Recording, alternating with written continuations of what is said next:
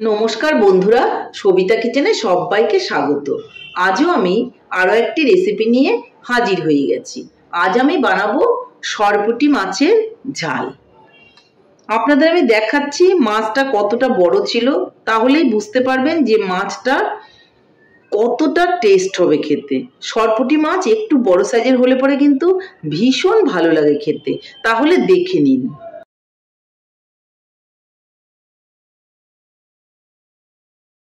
দেখতেই পেয়েছেন আপনারা, আমি আপনাদেরকে মাছটা আস্ত দেখাতে পারিনি, কারণ মাছটা আমি মার্কেট থেকে কেটেই নিয়ে এসেছিলাম। যার জন্য আমি আপনাদেরকে একসঙ্গে জয়েন করে দেখিয়ে দিলাম সাইজটা। এই ধরনের সাইজ যদি আপনারা মার্কেটে পান অবশ্যই নেবেন, দেখবেন খেতে ভীষণই ভালো লাগবে। এইভাবে আপনারা বাড়িতে সরপুঁটি মাছ বানান আর গরম ভাতের সঙ্গে খান। তাহলে আমি এই সরপুঁটি মাছের ঝোলটা কি করে বানালাম সেটাই দেখে নেওয়া যাক। সরপুঁটি মাছ রান্না করতে গেলে প্রথমে কিন্তু সরপুঁটি মাছ অবশ্যই লাগবে। দেখুন, সরপুঁটি মাছটা আমি নিয়ে নিয়েছি। আমি আপনাদের আস্ত মাছটা দেখাতে পারিনি, সাইজটা খুব ভালো ছিল। এই সাইজের সরপুঁটি ভীষণই ভালো লাগে। আমি আপনাদেরকে দেখাচ্ছি। আপনারা দেখতেই পেলেন যে কতটা বড়। মাছটা আমি খুব ভালো করে ধুয়ে নিয়েছি। এই মাছের মধ্যে আমি এখন লবণ মেখে নেব, যার জন্য একটু লবণ দিয়ে দিলাম। দিয়ে দিব অল্প করে হলুদ,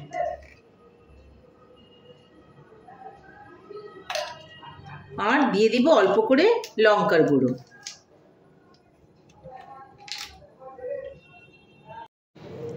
খুব ভালো করে লঙ্কার গুঁড়ো, হলুদ আর লবণটা মেখে কিছুক্ষণ রেখে দেব। তাহলে মাছটা খুব সুন্দর লবণ হয়ে থাকবে আর খেতে ভালো লাগবে। আমি কিন্তু এখানে ঝাল লঙ্কার গুঁড়ো দেইনি, এটা কাশ্মীরি লঙ্কার গুঁড়ো দিয়েছি, কালারটা খুব ভালো আসবে। তাহলে এটা কিছুক্ষণের জন্য রেখে দিচ্ছি। মাছটা আমি খুব ভালো করে লবণ, হলুদ আর লঙ্কার গুঁড়ো মেখে রেখে দিয়েছিলাম। এখন মাছটাকে আমি সরিয়ে নিচ্ছি। এই মাছটা রান্না করার জন্য আমি নিয়ে নেব কুচনো পেঁয়াজ আর দুটো আস্ত কাঁচা লঙ্কা। নিয়ে নেব একটু পোস্ত আর সর্ষে বাটা। নিয়ে নেব একটু টমেটো আর কাঁচা লঙ্কা বাটা। আর সেই সঙ্গে নিয়ে নেব একটু ধনেপাতা কুচি। আরও একটা জিনিস প্রয়োজন আছে, সেটা হচ্ছে নেব একটু কালো জিরে। এই কয়েকটা উপকরণ দিয়েই আমি আজকে মাছটাকে রান্না করব।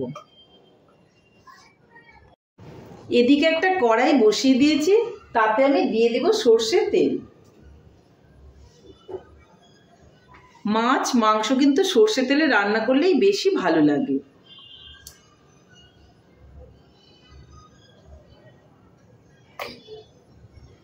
তেলটা কিন্তু খুব সুন্দর গরম হয়ে গেছে। এখন আমি মাছগুলোকে দিয়ে দেব। মাছটা আমার অনেক বড় ছিল সাইজে, যার জন্য কিন্তু আমি পিস পিস করে কেটে নিয়েছি।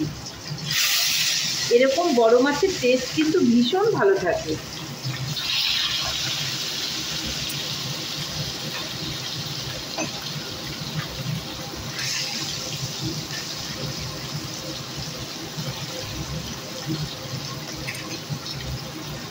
এরকম বড় সরপুঁটি মাছ যদি আপনারা বাজারে পান অবশ্যই নেবেন। এই মাছ খেতে ভীষণ ভালো লাগে। মাছগুলো একটা সাইড হয়ে গেছে, আমি এখন উল্টে দেব।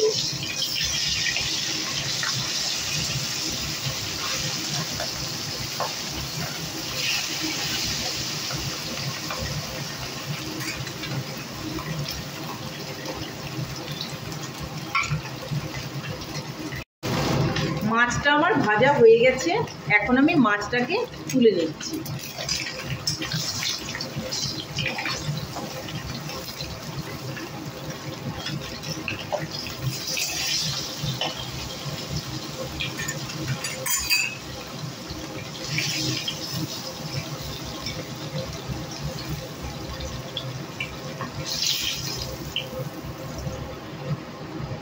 আরও বাদবাকি মাছ আমার রয়েছে, সেটাও এখন আমি ভেজে নিচ্ছি।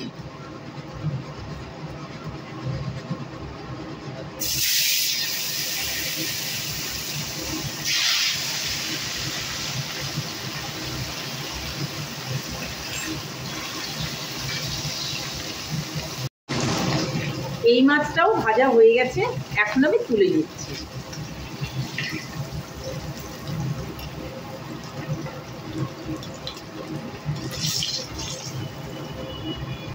সবগুলো মাছই দেখুন আমি ভেজে তুলে নিয়েছি।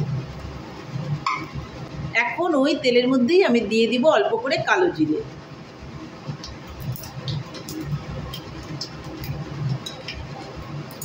কালো জিরেটা দেওয়ার পর এর মধ্যে আমি দিয়ে দিব অল্প করে পেঁয়াজ কুচি।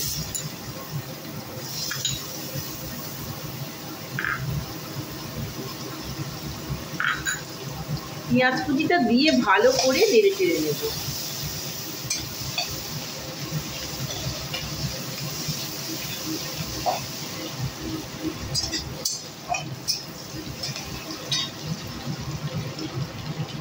এর মধ্যে দিয়ে দিব অল্প করে লবণ,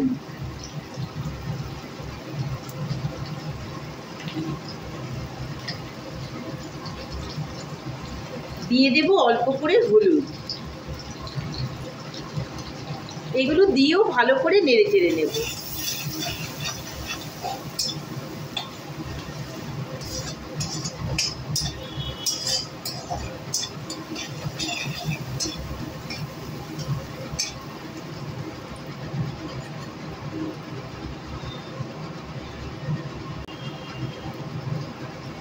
যখন পেঁয়াজটা লাল লাল করে ভাজা হয়ে যাবে তখন এর মধ্যে আমি দিয়ে দিব টমেটো বাটা আর লঙ্কা বাটা।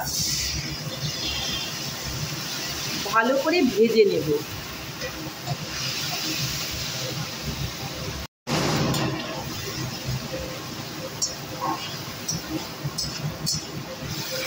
আজকে কিন্তু আমি মাছের মধ্যে আলু বেগুন কিছুই দিচ্ছি না, খুব সিম্পলভাবে কিন্তু রান্না করছি। রান্নাটা খুব সহজেই কিন্তু হয়ে যায় আর খেতেও কিন্তু ভীষণই ভালো লাগে। খুব ভালো করে কিন্তু কষিয়ে নিতে হবে। খুব ভালো করে যখন ভাজা হয়ে যাবে তখন এর মধ্যে দিয়ে দেব পোস্ত আর সরষাটা যে আমি বেটে রেখেছিলাম সেখান থেকে অর্ধেকটা দিয়ে দেব।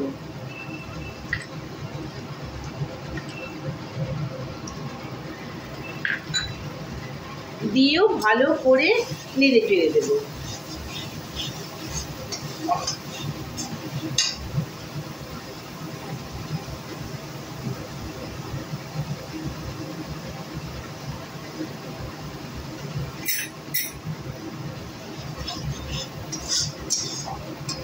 দেখুন মশলা থেকে সুন্দর একটা তেল ছাড়তে শুরু করেছে। এর মধ্যে আমি একটু জল দিয়ে দেব। অবশ্যই কিন্তু গরম জল দিতে হবে। জল দিয়ে খুব ভালো করে নেড়ে চেড়ে নেব। আপনারা কালারের জন্য এখানে কিন্তু একটু কাশ্মীরি লঙ্কার গুঁড়ো দিতে পারেন, কিন্তু এখন আমি আর কোনো রকম কাশ্মীরি লঙ্কার গুঁড়ো দেব না। পোস্ত আর সর্ষে দিয়ে যে কোনো রেসিপি বানালে একটু সাদা সাদা ভাবেলেই কিন্তু খেতে বেশ ভালো লাগে, দেখতেও বেশ ভালো লাগে। এখন আমি এখানে জল দিয়ে দিব আমার পরিমাপ মতো। আমি কিন্তু আজকে মাখা মাখা করে সরপুঁটি মাছটা বানাবো, যার জন্য কিন্তু জল খুব একটা বেশি দেব না। আমি কিন্তু এই ঝোলটার মধ্যে এখন ভাজা মাছগুলো দিয়ে দেব।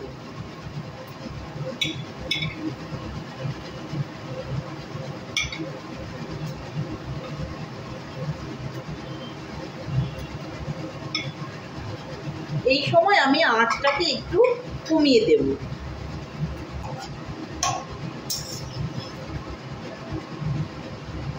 আরো অল্প করে আমি একটু জল দিয়ে দেব।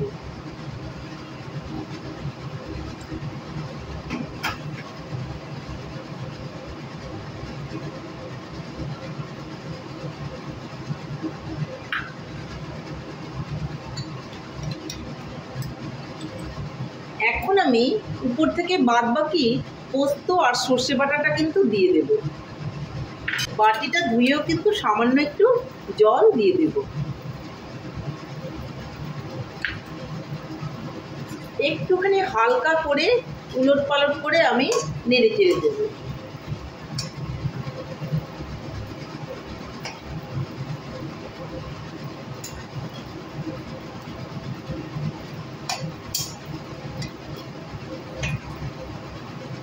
বেশি নাড়াচাড়া করতে যাবেন না, তাহলে কিন্তু মাছগুলো ভেঙে যাবে। এটা দেওয়া হয়ে গেল। এখন আমি 2টো কাঁচা লঙ্কা দিয়ে দেব আর ধনেপাতাটা যে আমি কেটে রেখেছিলাম সেই ধনেপাতাটা উপর থেকে ছড়িয়ে দেব। ধনেপাতাটা একটু বেশি করেই দিলাম, ধনেপাতা বেশি দিলে খেতে বেশ ভালো লাগে।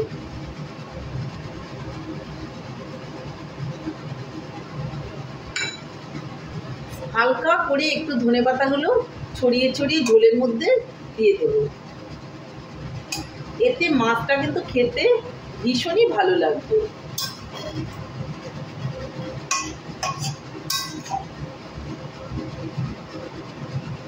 এই সময়ে আপনারা একটু লবণটা দেখে নেবেন যে লবণটা ঠিকঠাক আছে কিনা। লবণটা যদি ঠিকঠাক না থাকে আপনারা আরও একটুখানি লবণ এর মধ্যে কিন্তু দিয়ে দিতে পারেন, তাতে কোনো রকম অসুবিধে হবে না। এখন আমি আঁচটা কমিয়ে একটু ফুটিয়ে নেব।